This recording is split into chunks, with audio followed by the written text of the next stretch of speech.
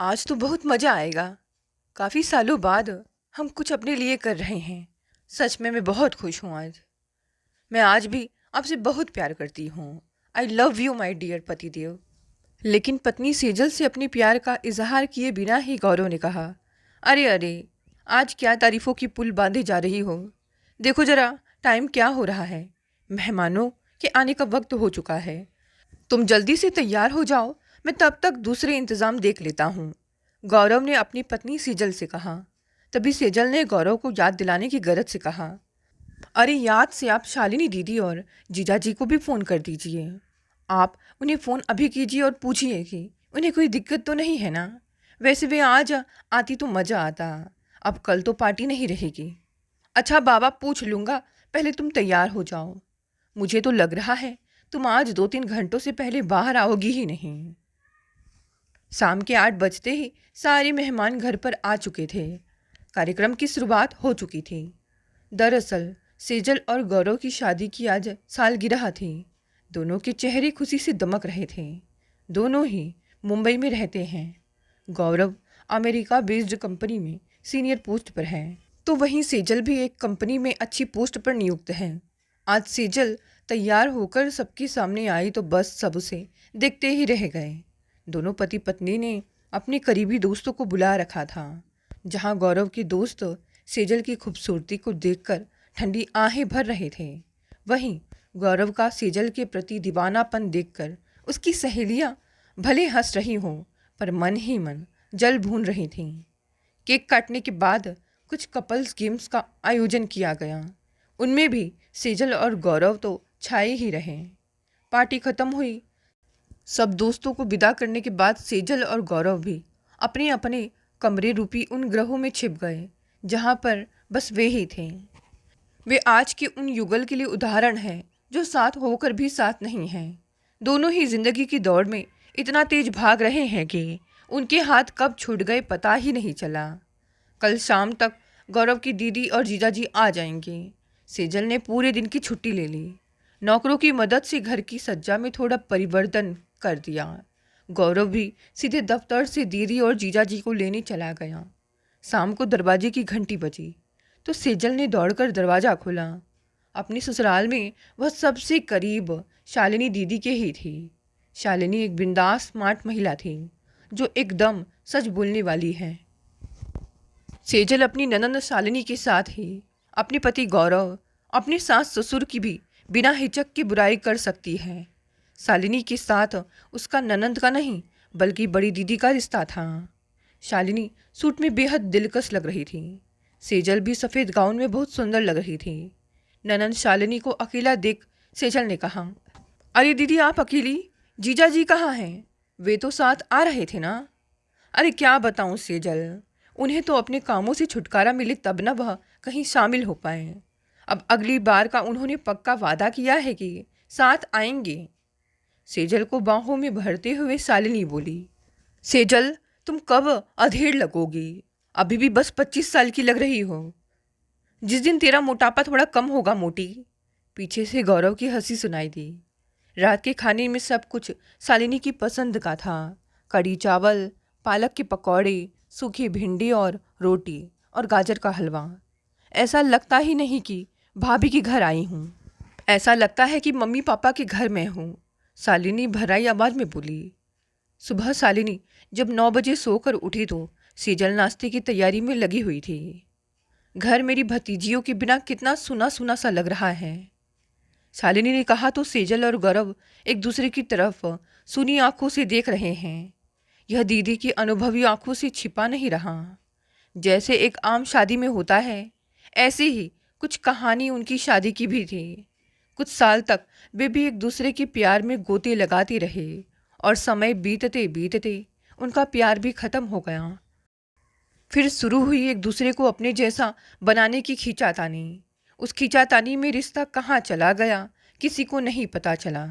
दोनों में फिर भी इतनी समझदारी थी कि अपने रिश्ते की कड़वाहट उन्होंने कभी अपने परिवार और बच्चों के आगे जाहिर नहीं करी। उन्होंने अपनी दोनों बेटियों को बोर्डिंग में डाल दिया था ताकि वे उनके रिश्ते के बीच बढ़ती खाई को महसूस ना कर पाएं। दीदी, गौरव का कुछ ठीक नहीं है। वे अक्सर रात का डिनर बाहर करके आते हैं। सेजल सपाट स्वर में बोली और फिर मोबाइल में व्यस्त हो गई। शालिनी पूरे 4 वर्ष बाद भाई भाभी के पास आई थी, पर उसे ऐसा लग रहा था जैसे 4 दशक बाद आई हो। शालिनी मन ही मन मनन कर रही थी कि कहीं न कहीं ऐसा भी होता है, जब जीवन में बहुत कुछ और बहुत जल्दी मिल जाता है तो पता ही नहीं चलता कब एक बोरियत भी रिश्ते में आ गई है। यह संघर्ष ही तो जो हमें ज़िंदगी की जिंदादिली से जीने की राह दिखाता है। लेकिन यहाँ गौरव अपने ही ऑफिस में एक तलाकशुदा महिला मानवी के साथ अपना ज़्यादा से ज़्यादा वक्त बिताना पसंद करने लगा था, क्योंकि उसके साथ उसे ताजगी महसूस होती थी। सुनो, आज रात बाहर डिनर करेंगे। गौरव के बालों में हाथ फेरते हुए मानवी ने कहा। यार दीदी आई हुई हैं, बताया तो था मैंने, गौरव ने कहा। मानवी ने थोड़ी तेज स्वर में कहा। भूल गए, मंगलवार और शुक्रवार की शाम मेरी है। और फिर झुककर गौरव को प्यार से पकड़ लिया। गौरव का रोम रोम रोमांचित हो उठा। यही तो वह रोमांच है जिसे वह अपने विवाह में मिस करता है। उस रात आते आते 12 बज गए। शालिनी दीदी सोई नहीं थी, वह बाहर हॉल में ही बैठकर काम कर रही थी। गौरव शालिनी दीदी को देखकर ठिठक गया। भाई, यह क्या समय है घर आने का? अभी तो मैं हूँ, पर वैसे सेजल क्या करती होगी? शालिनी ने चिंतित स्वर में कहा। गौरव सीधे अंदर बेडरूम में चला गया और सेजल को बाहों में उठा कर ले आया। प्यार तो मैं अब भी उतना ही करता हूँ सेजल से, बस जिम्मेदारियाँ सिर उठाने ही नहीं देती, गौरव बोला। सेजल हंसते हुए गौरव के लिए कॉफ़ी बनाने चली गई, पर शालिनी को इस प्यार में स्वांग अधिक और गर्माहट कम लग रही थी। पर उसने अधिक तहकीकात करने की ज़रूरत इसलिए नहीं समझी क्योंकि उसे खुद पता था कि वैवाहिक जीवन में ऐसे उतार चढ़ाव आते रहते हैं। उसे दोनों की समझदारी पर पूरा भरोसा था। जब शालिनी अपना सामान पैक कर रही थी तो अचानक सेजल उसके गले लग कर रोने लगी। उस रोने में एक खालीपन है, यह बात शालिनी से छिपी नहीं रह सकी। क्या बात है सेजल? कुछ समस्या है तो बताओ, मैं उसे सुलझाने की कोशिश करूँगी। नहीं, आप जा रही हैं तो मन भर आया, सेजल ने खुद को काबू करते हुए कहा। ऐसे ही एक ठंडी रात सेजल फेसबुक पर कुछ देख रही थी। अचानक उसने एक मैसेज देखा जो किसी प्रशांत ने भेजा था। क्या आप शादीशुदा हैं? भला ऐसी कौन सी महिला होगी जो इस बात से खुश नहीं होगी? लिखा, मैं पिछले 10 सालों से शादीशुदा हूँ और 2 बेटियों की माँ हूँ। प्रशांत, झूठ मत बोलो। और कुछ दिल की इमोजी। सेजल, दिल हथेली पर रख कर चलते हो क्या? प्रशांत, सॉरी पर आप खूबसूरत ही इतनी हैं। ऐसे ही इधर उधर की बात करते करते 1 घंटा बीत गया और सेजल को पता भी नहीं चला। बहुत दिनों बाद उसे हल्का महसूस हो रहा था। अब सेजल भी प्रशांत के साथ चैटिंग में एक अनोखा आनंद अनुभव करने लगी। अब उतना खालीपन नहीं लगता था। प्रशांत सेजल से 5 वर्ष छोटा था और देखने में बेहद आकर्षक था।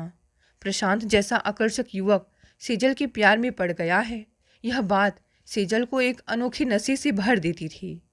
सेजल अपने रख रखाव को लेकर काफ़ी सहज हो गई थी। कभी कभी तो युवा और आकर्षक दिखने के चक्कर में वह बेहुदा भी लगने लगती। आज सेजल को प्रशांत से मिलने आना था। वह जैसे ही ऑफिस में पहुंची, लोग उसे आश्चर्य से देखने लगे।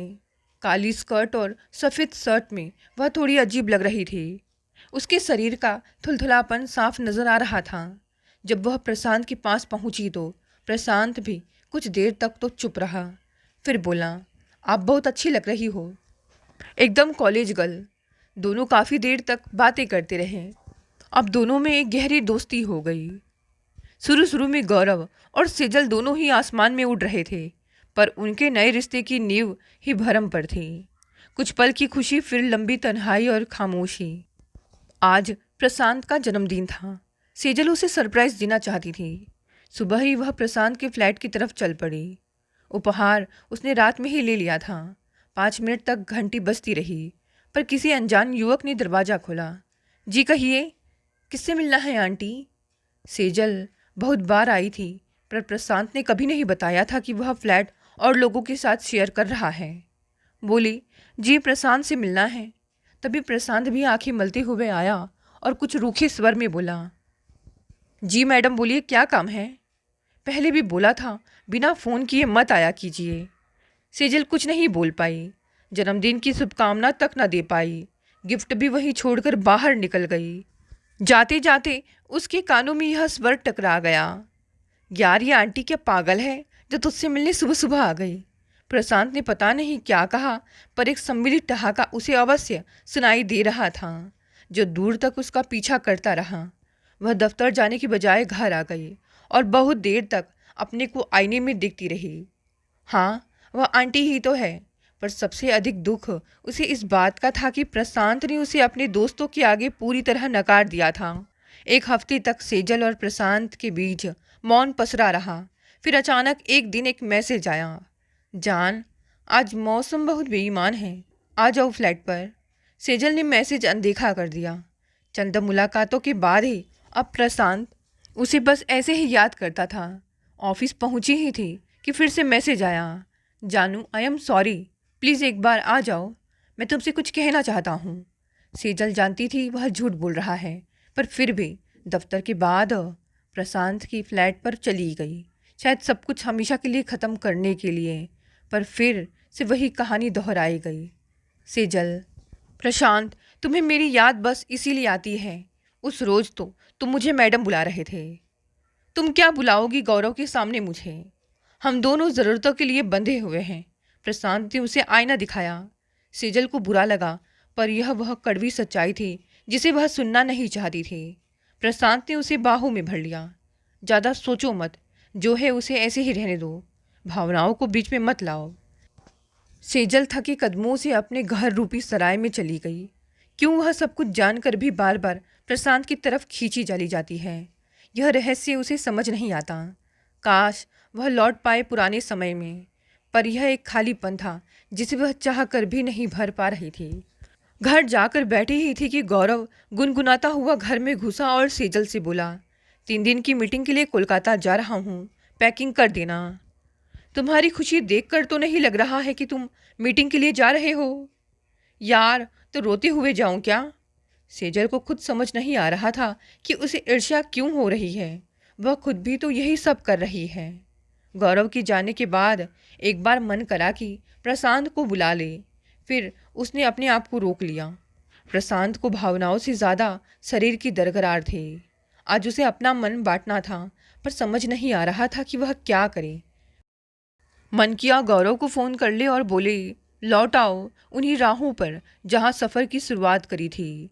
पर अहम होता है ना, वह बड़े बड़े रिश्तों को घून की तरह खा जाता है। न जाने क्या सोचते हुए उसने शालिनी दीदी को फ़ोन लगा दिया और बिना रुके अपने मन की बात कह दी। पर प्रशांत की बात वह जानबूझकर छिपा गई। शालिनी दीदी ने शांति से सब सुना और बस कहा कि जो तुम्हें खुशी दे वह करो, मैं तुम्हारे साथ हूँ। उधर होटल में चेक इन करते हुए गौरव बहुत तरोताज़ा महसूस कर रहा था। मानवी भी आई हुई थी। दोनों ने अगल बगल के कमरे लिए हुए थे। गौरव को काम और सुविधा का यह समागम बहुत अच्छा लगता था। मानवी, जल्दी से तैयार हो जाओ, थोड़ा कोलकाता को महसूस कर लें आज। गौरव ने फ़ोन पर कहा, जी जनाब। उधर से खनकती हंसी सुनाई दी मानवी की। गौरव उसे एकटक देखता रह गया, फिर बोला, मानवी, यूं ही नहीं तुम पर मरता हूँ मैं। कुछ तो बात है जो तुम्हें औरों से जुदा कर देती है। शॉपिंग करते हुए गौरव ने सेजल के लिए 3 महंगी साड़ियाँ खरीदी। यह बात मानवी की आंखों से छिपी नहीं रही। वह उदास हो गई। मानवी, क्या बात है? तुम्हें भी तो मैंने दिलाई है ना तुम्हारी पसंद की साड़ियाँ। हाँ, दोयम दर्जे का स्थान है मेरा तुम्हारे जीवन में। दिमाग खराब मत करो तुम पत्नियों की तरह। गौरव चिढ़े स्वर में बोला, हाँ, वह हक भी तो सेजल के पास ही है। मानवी ने संयन स्वर में कहा। वह रात ऐसे ही बीत गई। जाने यह कैसा नशा है जो न चढ़ता है ना ही उतरता है, बस चंद लम्हों की खुशी के बदले तिल तिल तड़पना है। सुबह की मीटिंग निपटाने के बाद जब गौरव मानवी के रूम में गया तो उसे तैयार होते पाया। क्या बात है, आज मेरे कहे बिना ही तैयार हो गई हो? मैं आज शाम करण के साथ जा रही हूँ, तुम्हें भी चलना है तो चलो। वह मेरा सहपाठी था। फिर पता नहीं कब मिले, मानवी बोली। तब गौरव बोला, जब बिना पूछे तय ही कर लिया है तो अब यह नाटक क्यों कर रही हो? मानवी ने अपनी काजल भरी आंखों को और बड़ा करते हुए कहा, क्यों पति की तरह बोर कर रहे हो? और फिर मुस्कुराते हुए वह तीर की तरह निकल गई। गौरव सारी शाम उदास बैठा रहा। मन करा सेजल को फ़ोन लगाए और बोले कि सेजल, मुझे वैसा ही ध्यान और प्यार चाहिए जैसा तुम पहले देती थी। सेजल, बहुत याद आ रही है तुम्हारी, उसने मैसेज किया। क्यों, क्या कम है? बिना किसी चापलूसी के भी कर दूंगी। उधर से रूखा जवाब आया। गौरव ने फ़ोन बंद कर दिया। जहाँ सेजल को प्रशांत के साथ जिस रिश्ते में पहले ताजगी महसूस होती थी, वह भी अब बासी होने लगा था। उधर जब से मानवी अपने सहपाठी करण से मिली थी, उसका मन उड़ा रहता था। करण ने अब तक विवाह नहीं किया था और मानवी को उसके साथ अपना भविष्य दिख रहा था, जबकि गौरव के लिए वह बस एक समय काटने का जरिया थे। वह उसकी प्राथमिकता कभी नहीं बन सकती थी। आज सेजल घर जल्दी आ गई थी। घर हमेशा की तरह साए साए कर रहा था। उसने अपने लिए एक कप चाय बनाई और बालकनी में बैठ गई। 2 घंटे बीत गए विचारों के जंगल में घूमते हुए। तभी उसने देखा कि गौरव की कार आ रही है। उसे आश्चर्य हुआ कि गौरव आज इतनी जल्दी कैसे आ गया। उसने गौरव से पूछा, आज इतनी जल्दी कैसे? कहो तो वापस चला जाऊं?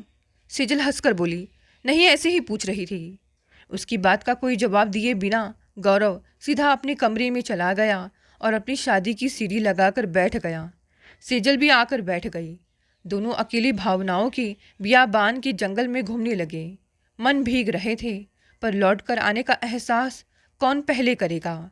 बिस्तर पर करवट बदलते हुए सेजल पुराने दिनों की यादों में चली गई, जब वह गौरव हंसों के जोड़े के रूप में मशहूर थे। दोनों हर टाइम एक दूसरे के साथ रहने का बहाना ढूंढते थे। फिर एक के बाद एक जिम्मेदारियां बढ़ी और न जाने कब और कैसे एक अजीब सी चिड़चिड़ाहट दोनों के स्वभाव में आ गई। फलस्वरूप दोनों की नज़दीकियां शादी से बाहर बढ़ने लगी। यही सोचते हुए कब सुबह हो गई सेजल को पता ही नहीं चला। ऑफिस में जाकर सेजल अपने काम में डूब गई। उसने अपने आप को काम में पूरी तरह डुबो दिया था। अब वह इससे बाहर जाना चाहती थी और उसके लिए हॉबी क्लासेस ज्वाइन कर ली, ताकि उसका अकेलापन उसे प्रशांत की तरफ ना ले जाए। गौरव दफ्तर में मन ही मन कुढ़ रहा था। उसने मानवी को मैसेज भी किया था, पर मानवी का मैसेज आया था कि वह बिजी है। गौरव भी अब मानवी के नखरों और बेरुखी से परेशान हो चुका था। उसने मन ही मन निश्चय कर लिया कि अब वह शालिनी दीदी के कहे अनुसार अपनी बेटियों को वापस ले आएगा। पिछले 1 महीने से वह दफ्तर से घर समय पर आ रहा था। उधर सेजल भी धीरे धीरे आगे बढ़ने की कोशिश कर रही थी। दोस्तों, ये कहानी यहीं समाप्त हो गई। साथ देखते हैं आज की दूसरी कहानी। आंचल बेटा, काहे को इतनी देर कर रही हो? जानती हो न, शादी में अभी दिन ही कितने बचे हैं। जरा जल्दी जल्दी काम निपटाओ। अरे पीछे बहुत काम पड़े हैं। अच्छा बताओ, और क्या क्या तुम्हारे तरह से बाकी है? मम्मी, बस बस हो गया। ये लीजिए मेरी तरफ से लिस्ट। पर एक कार्ड आप मुझे दे दीजिए, अपने खास दोस्त को भेजना है। यह कहकर आंचल ने एक कार्ड लिया, अपना बैग उठाया, अपनी गाड़ी निकाली और हॉस्पिटल की ओर चल दी। आंचल कार चला रही थी। उसकी आंखों में अपने पापा का बीमार चेहरा, बड़ी हुई दाढ़ी, कातर आंखें घूम रही थी, जो शायद उससे क्षमा याचना कर रही थी। उसके पापा कुछ समय पहले ही उस हॉस्पिटल में दाखिल हुए थे जहां वह काम कर रही थी। उन्हें पक्षाघात हुआ था।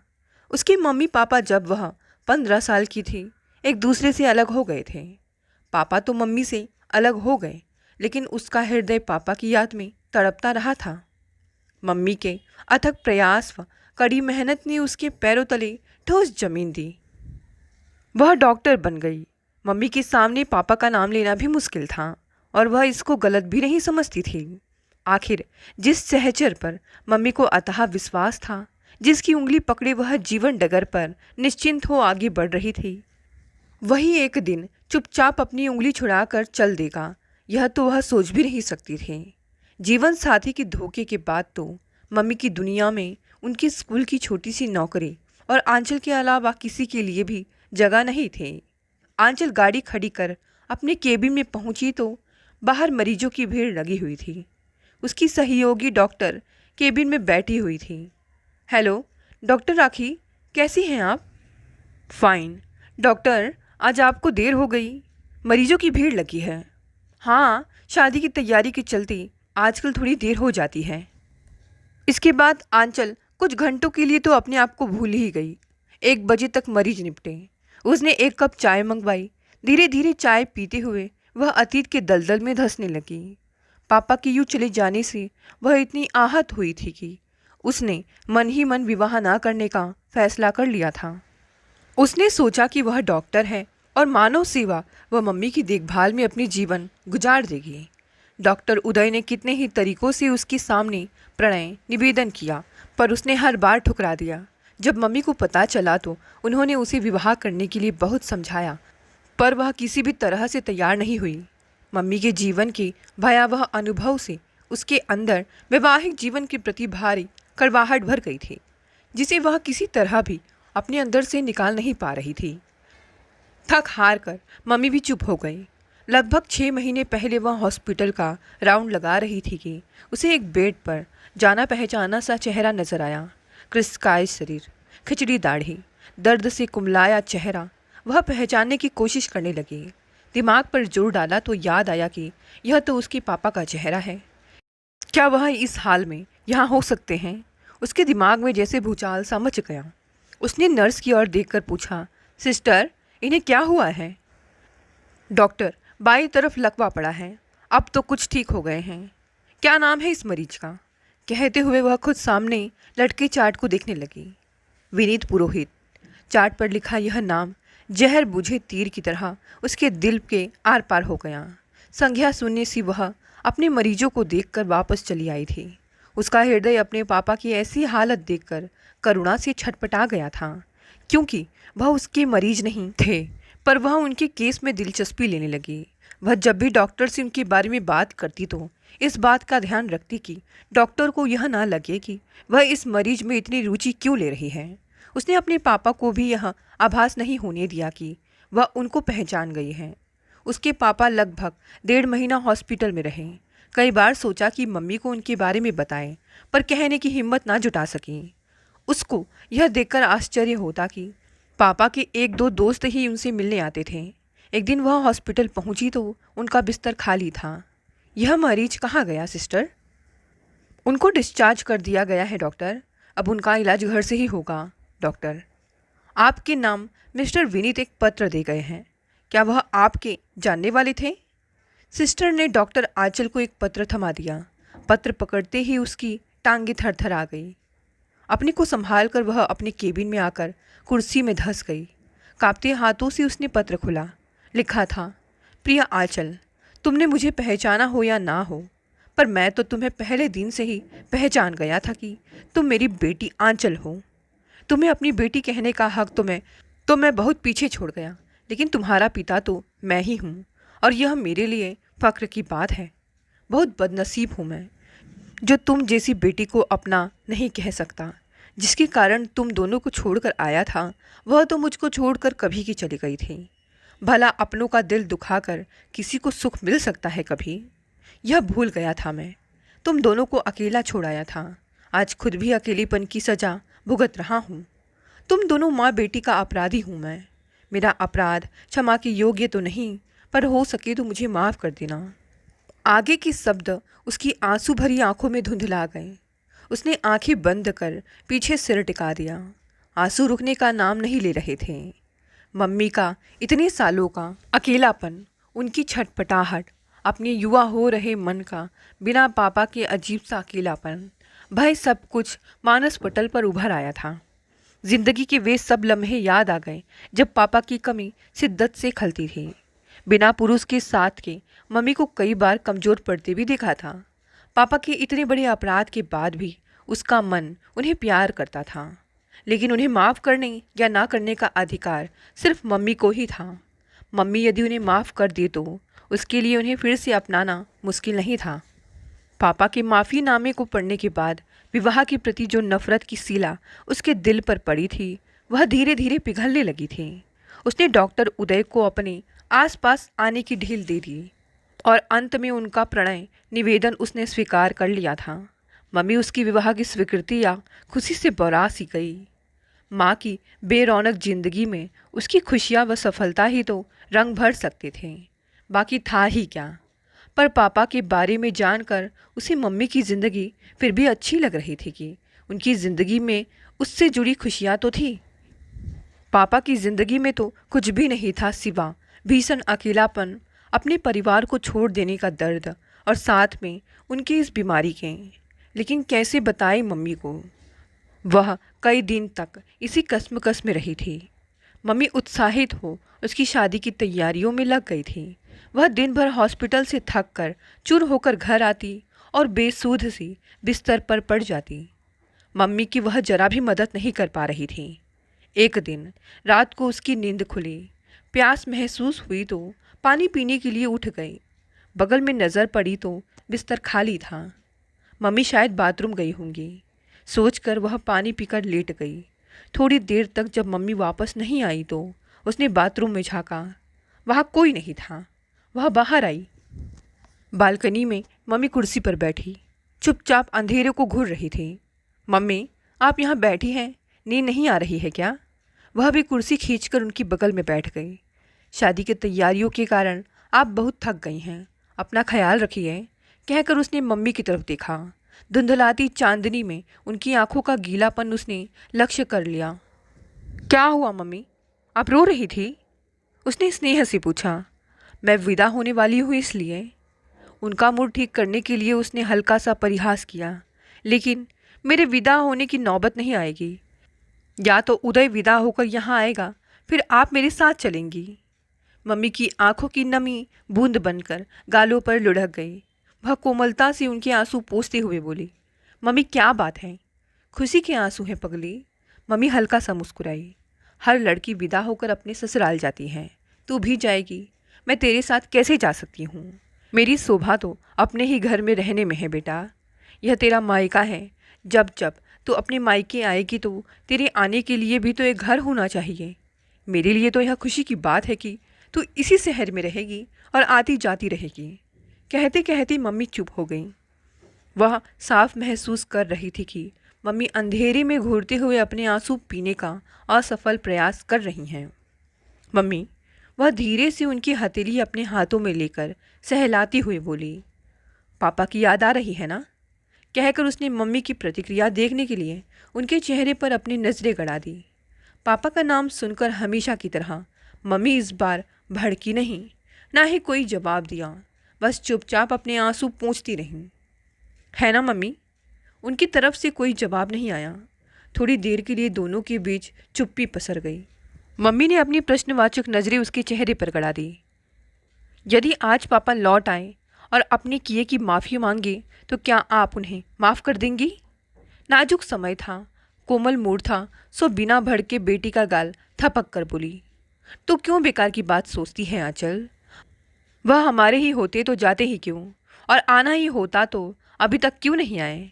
इतने सालों बाद तू उस इंसान को क्यों याद कर रही है? बेटी, तेरी नई जिंदगी शुरू होने जा रही है। उदय अच्छा लड़का है, तू बहुत खुश रहेगी।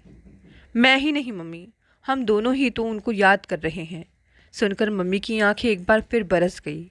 फिर आंसू पोंछकर बोली, सोच रही थी आंचल कि ऐसा कौन सा क्षण रहा होगा, मेरी तरफ से ऐसी कौन सी कमी रह गई होगी जब विनीत का पैर फिसला और उस क्षण का खामियाजा हमको ताउम्र भुगतना पड़ा। वरना तेरे पापा के व मेरे रिश्ते कड़वाहट भरे कभी नहीं रहे। हम अपने वैवाहिक जीवन से खुश थे।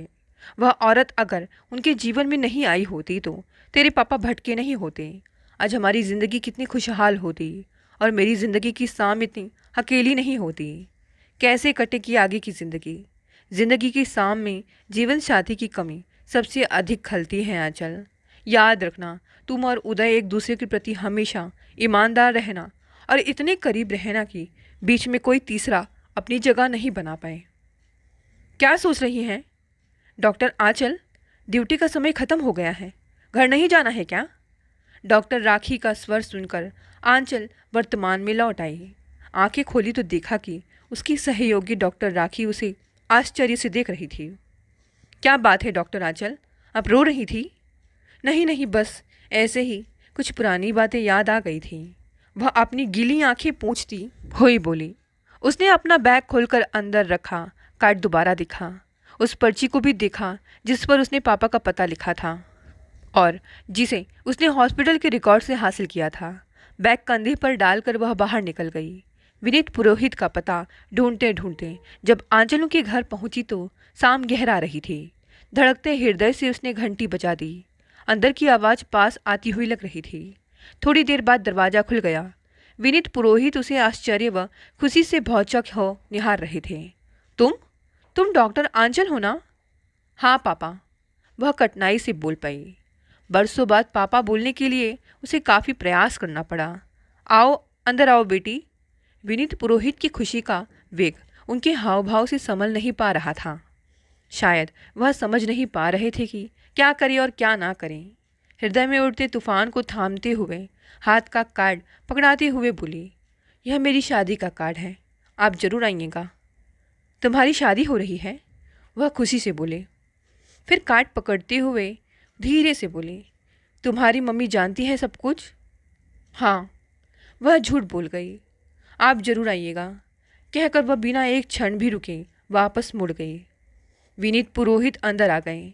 थके हुए से वह कुर्सी में धंस गए। आंचल एक आशा की किरण उनके दिल में जगाकर गुम हो गई थी। वह ही जानते हैं कि अपने परिवार से बिछड़कर वह कितना तड़पे हैं। अपनी बड़ी होती बेटी को देखने के लिए उन्होंने कितनी कोशिश नहीं की, कितना कोसा उन्होंने खुद को। जब वह रेशमा के चंगुल में फंस गए थे, कैसा जाल फेंका रेशमा ने उन्हें फंसाने के लिए। उनकी पत्नी एक शांत नदी की तरह थी और रेशमा थी बरसाती उफनता नाला जो अपने सारे कागारों को तोड़कर उनकी तरफ बढ़ता रहा और वह स्वयं भी उसमें बह गए। उस समय तो बस रेशमा को पाना ही जैसे उनका एकमात्र लक्ष्य रह गया था। क्यों इतना आकर्षित हो गए थे वह उस समय रेशमा की तरफ। रेशमा की तड़क भड़क, अपने में समा लेने वाले सौंदर्य के पीछे वह उसकी चरित्रहीनता व बददिमागी को नहीं देख पाए। रेशमा के सामने उन्हें अपनी शांत सौम्य पत्नी बासी व श्रेयहीन लगी थी। लगा उसके साथ जीने में कोई मजा ही नहीं है। एक रस दिनचर्या, तन मन का एक रस साथ। तब नहीं समझा अपनी सीमाओं में रहने वाली नदी की तरह ही उनकी पत्नी ने भी उनके जीवन को व उनके परिवार को सीमाओं में बांधा हुआ है। रेशमा का साथ बहुत लंबे समय तक नहीं रह पाया। शुरू में तो वह रेशमा के सौंदर्य के सागर में डूब गए, लेकिन रेशमा के रूप का तिलिस्म अधिक रह नहीं पाया। धीरे धीरे प्याज के छिलकों की तरह परत दर परत रेशमा का असली चेहरा उनके सामने खुलने लगा। अपनी जिस तनख्वाह में पत्नी व बेटी के साथ वह सुखमय जीवन व्यतीत कर रहे थे, उसी तनख्वाह में रेशमा के साथ गृहस्थी की गाड़ी खींचना मुश्किल ही नहीं दुभर हो रहा था। उसके सैर सपाटे, बनाव श्रृंगार व साड़ियों के खर्चे से वह परेशान हो गए थे। बात इतनी ही होती तो भी ठीक थी। रेशमा परले दर्जे की झगड़ालू व बददिमाग थी। उनको हर पल रेशमा की तुलना में सीमा याद आती। धीरे धीरे उनके बीच की दूरियां बढ़ने लगी। वह कब, कहाँ और क्यों जा रही है, यह पूछना भी उनके बस की बात नहीं रह गई थी। पति की तरह वह उस पर कोई भी अधिकार नहीं दिखा पा रहे थे। वे दोनों लगभग 5 साल तक एक साथ रहे। इन 5 सालों में वह इस बात को अच्छी तरह समझ गए थे कि रेशमा के जीवन में फिर कोई आ गया है। वह उसको रोकना चाह कर भी रोक नहीं पाए, या फिर शायद उन्होंने रोकना ही नहीं चाहा। तब पहली बार नकारे जाने का दर्द उनकी समझ में आया था। सामाजिक मान मर्यादा के लिए इतने सालों तक वह किसी तरह रेशमा से बंधे रहे थे, लेकिन जब रेशमा ने उन्हें खुद ही छोड़ दिया तो उन्होंने भी रिश्ते को बचाने की कोई कोशिश नहीं की। रेशमा ने उन्हें तलाक दे दिया। पिछले 5 साल तक उन्होंने कितनी बार कोशिश की कि सीमा के पास वापस लौटने की। वह सीमा के बारे में सब कुछ पता करते रहे थे। सीमा के जीवन में आते जाते उतार चढ़ाव से वह अनजान नहीं थे। कई बार दिल करता कि भाग कर जाए सीमा के आंसू पोंछने। उनकी बेटी डॉक्टरी की पढ़ाई कर रही थी। जब वह मेडिकल से निकली थी तब उन्हें हार्दिक खुशी हुई थी। गर्व हो आया था बेटी पर। रेशमा ने तो कभी माँ बनना चाहा ही नहीं था। बेटी जब डॉक्टरी की पढ़ाई पूरी करके आ गई तब ना जाने कितनी बार उस हॉस्पिटल के गेट पर खड़े रहे थे पागलों की तरह। बेटी की एक झलक पाने के लिए लेकिन कारों और लोगों की भीड़ में वह कभी आंचल को देख नहीं पाए। तभी उनके जीवन में यह दुखद मोड़ आया। ऑफिस में ही उन्हें पक्षाघात का अटैक पड़ा। उनके ऑफिस के दोस्त जब उन्हें हॉस्पिटल ले जाने लगे तब वह बहुत मुश्किल से उन्हें उस हॉस्पिटल का नाम समझा पाए जहां उनकी बेटी काम करती थी, इस उम्मीद में कि शायद उनकी अपनी बेटी से अंतिम समय में मुलाकात हो जाए। और ऐसा हुआ भी, पर आंचल ने उन्हें पहचाना नहीं या फिर पहचानने में कोई दिलचस्पी नहीं दिखाई। वह तो आंचल को चिट्ठी लिखकर भी भूल गए थे। लेकिन आज आंचल को अपने सामने देखकर उनका अपने परिवार के पास लौटने का सपना अंगड़ाई लेने लगा था। उनकी सुप्त भावनाएं फिर जोर पकड़ने लगी, लेकिन पता नहीं सीमा उन्हें माफ़ कर पाएगी या नहीं। तभी बाहर सड़क पर किसी गाड़ी के हॉर्न की तेज आवाज़ सुनकर वह अपने अतीत से बाहर निकल आए। न जाने वह कब से ऐसे ही बैठे थे। उन्होंने कार्ड उठाकर उसे उल्टा पलटा और मन में निश्चय किया कि बेटी की शादी में अवश्य जाएंगे, परिणाम चाहे कुछ भी हो। सीमा उनका अपमान भी कर देगी, तब भी वह उस दुख से कम ही होगा जो उन्होंने उसे दिया है और जो उन्हें अपने परिवार से अलग रहकर मिल रहा है। सोचकर उनका हृदय शांत हो गया। उधर घर आकर आंचल अपने हृदय को शांत नहीं कर पा रही थी। पता नहीं उसने अच्छा किया या बुरा। मम्मी पर इसकी क्या प्रतिक्रिया होगी। मम्मी से कुछ भी कहने की उसकी हिम्मत नहीं थी। अब तो जो भी होगा देखा जाएगा, यह सोचकर उसने अपने दिलो दिमाग को शांत कर लिया। आखिर विवाह का दिन आ पहुंचा। दुल्हन बनी आंचल खुद को शीशे में निहार रही थी। मम्मी पसीने से लस्त पस्त इधर उधर सब संभालने में लगी हुई थी। बारात आने वाली थी। उसके डॉक्टर मित्र मम्मी की थोड़ी बहुत मदद कर रहे थे। तभी बैंडबाजी की आवाज़ आने लगी। बारात आ गई, बारात आ गई कहते सब बाहर भाग गए। वह कमरे में अकेली खड़ी रह गई। पापा अभी तक नहीं आए, पता नहीं आएंगे भी या नहीं। काश उसकी कोशिश कामयाब हो जाती। तभी मम्मी उसको लेने कमरे में आ पहुंची। चल आंचल चल, जयमाला के लिए चल। तो वह मम्मी के साथ मंच की तरफ चल दी। जयमाला हुई, खाना खत्म हुआ, फेरे शुरू हुए, ख़त्म भी हो गए। उसकी निगाहें गेट की तरफ ही लगी रही। उसको ऐसा खोया देखकर मम्मी ने एक दो बार टोका भी, पर उसके दिमाग में क्या ऊहा-पोह चल रही है उन्हें क्या पता था। फेरे के बाद उसके डॉक्टर मित्र रिश्तेदार सब अपने अपने घर चले गए। सुबह विदाई के वक्त तो कुछ बहुत नज़दीकी रिश्तेदार ही रह गए। उसकी विदाई की तैयारियां हो रही थी और उसका हृदय उदास था। पापा ने यह अवसर खो दिया। इस खुशी के मौके व अकेलेपन के मोड़ पर मम्मी पापा को माफ़ कर दी थी। तभी डॉक्टर राखी अंदर आकर बोली, आंचल तुम्हें कोई पूछ रहा है। मुझे? हाँ, कोई विनीत पुरोहित है। विनीत पुरोहित? वह खुशी के अतिरेक में डॉक्टर राखी का हाथ पकड़कर बोली, मेरा एक काम कर दो डॉक्टर, उन्हें यहाँ ले आओ, मेरे कमरे में। यहाँ? डॉक्टर राखी आश्चर्य से बोली, कौन है वह? अरे सवाल मत करो, बस उन्हें यहाँ ले आओ। थोड़ी देर बाद डॉक्टर राखी विनीत पुरोहित को लेकर कमरे में आ गई। आप कल शादी में क्यों नहीं आए पापा? वह उल्हाने भरे स्वर में बोली। उसके स्वर के अधिकार से बरसों की दूरी पल भर में छिटक गई। विनीत पुरोहित ठगे से खड़े रह गए। मन किया बेटी को गले लगा ले, पर अपने किए अपराध ने पैरों में बेड़ियां डाल दी। बाप का अधिकार उनकी वजूद से छिटक कर अलग खड़ा हो गया। बेटी, मैंने सोचा तुम्हारी मम्मी की ना जाने क्या प्रतिक्रिया हो। तुम्हारी शादी है, उनका मूड मुझे देखकर खराब ना हो जाए। मैं जश्न में विघ्न नहीं डालना चाहता था। मम्मी कहाँ है डॉक्टर राखी? वह आश्चर्यचकित होकर खड़ी डॉक्टर राखी से बोली, शायद अंदर वाले कमरे में विदाई की तैयारी कर रही हैं। चलिए पापा। वह विनीत पुरोहित का हाथ पकड़कर अंदर जाकर मम्मी के सामने खड़ी हो गई। अचानक इतने वर्षों बाद अपने सामने विनीत पुरोहित को यूं लाठी के सहारे खड़ा देखकर सीमा संज्ञा शून्य सी देखती रह गई। तुम? मम्मी, पापा आपसे कुछ कहना चाहते हैं। बोलिए ना पापा, जो कुछ आपने पत्र में लिखा है। मुझे माफ़ कर दो सीमा, जिसके लिए तुम्हें इतने दुख दिए वह तो वर्षों पहले मुझे छोड़कर चली गई। मैं जानता हूँ कि मेरा अपराध क्षमा के योग्य नहीं है। इसी कारण मैंने इतने सालों तक वापस आने की हिम्मत नहीं जुटा पाया। मैंने कोशिश तो बहुत की, मैं ही जानता हूँ कितना तड़पा हूँ तुम दोनों के लिए। आंचल की एक झलक पाने के लिए हॉस्पिटल के गेट पर पागलों की तरह खड़ा रहता था। तुम्हें देखने के लिए स्कूल के चक्कर काटता रहता था। कभी तुम दिख भी जाती तो अपने आप में मगन। फिर सोचता कितने दुख दिए हैं तुम्हें, बहुत मुश्किल से संभली हो। कहीं मेरे कारण तुम्हारी मुश्किल से संभली ज़िंदगी फिर से बिखर ना जाए। यही सब सोचकर मेरी कोशिश कमज़ोर पड़ जाती। अपनी बीमारी में भी उसी हॉस्पिटल में इसीलिए भर्ती हुआ कि ज़िंदगी के आखिरी दिनों में बेटी को जी भर कर देख लूँगा। मुझे माफ़ कर दो सीमा। आज भी अगर आंचल जोड़ नहीं देती तो मैं तुमसे माफ़ी मांगने की हिम्मत नहीं जुटा पाता। लाठी को बगल के सहारे टिकाकर विनीत पुरोहित ने दोनों हाथ जोड़ दिए। सीमा का मन किया कि वह फूट फूट कर रो पड़े। बेटी की विदाई, विनीत का यूं माफ़ी मांगना, इतने वर्षों का संघर्ष, उनकी रुलाई गले में आकर मचलने लगी। आंखें बरसने से पहले उन्होंने बाप बेटी की तरफ अपनी पीठ फेर दी। लेकिन हिलती पीठ से आंचल समझ गई कि मम्मी रो रही हैं। मम्मी के दोनों कंधों को पकड़कर आंचल बोली, पापा को माफ़ कर दीजिए। गलती उनसे हुई है पर उसकी सज़ा भी उनको मिल चुकी है। अकेलापन उन्होंने भी झेला है, भले ही अपनी गलती से। प्लीज़ मम्मी, मेरी खातिर।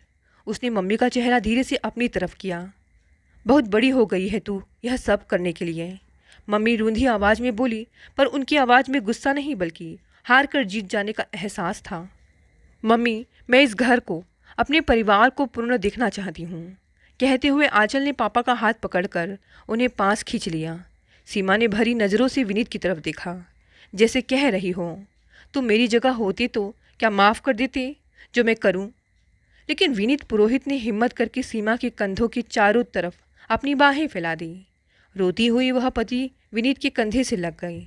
दोनों को अपनी बाहों के घेरे से बांधकर आंचल भी रो रही थी। विदाई की बेला पर कार में बैठते हुए आंचल आंसू भरी नज़रों से गेट पर एक साथ खड़े मम्मी पापा की छवि को जैसे अपनी आंखों में समा लेना चाहती थी। दोस्तों, कहानी यही समाप्त हो गई। कहानी पसंद आए तो इसे लाइक शेयर कमेंट करें। नए हैं तो चैनल को भी सब्सक्राइब कर लें।